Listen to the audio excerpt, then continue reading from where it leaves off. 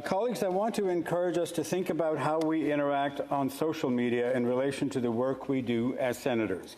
It is, of course, clear to most of us, that social media is an increasingly dominant medium for politics, government, and society at large. It is also clear that social media can be used as a force of good and constructive communications, just as it can be used to spread misinformation, disinformation, and even stir up rage and violence. How politicians the world over use or misuse social media has been a growing challenge, one that needs to get more attention by all politicians and parliamentarians. I believe that we here in the Senate can be a point of leadership on this issue, to have discussions and find solutions, even if they are partial solutions that can be a benefit to senators and indeed members of all legislatures and municipal councils across Canada. A good starting point is the Senate policy on harassment and violence. We do need to find a way to have informed and vigorous debate on public policy issues without such social media interaction turning into a forum of hate and bullying. If I can paraphrase the late Ruth Bader Ginsburg, we must be able to disagree without being disagreeable or worse. We cannot just do things the way we've always done them.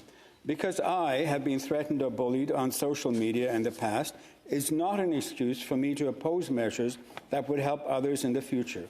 We cannot continue to normalize this kind of behavior. A recent Angus Reid poll found that 3/4 of Canadians feel that there is no real debate in Parliament about the issues. 37% believe our debates are disrespectful, and 35% believe they are informative, and we can do better.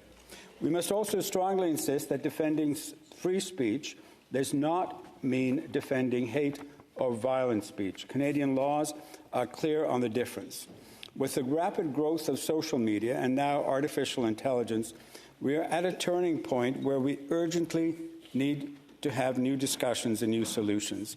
There are many options of what we can do. One is to develop a voluntary code of respect, and others to find ways to have regular dialogue and discuss the issues of restraint and thoughtful debate that has been discussed in this chamber.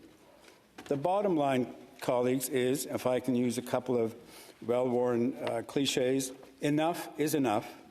We have to do something, and I welcome a discussion on what we can do. Thank you, Madam Speaker.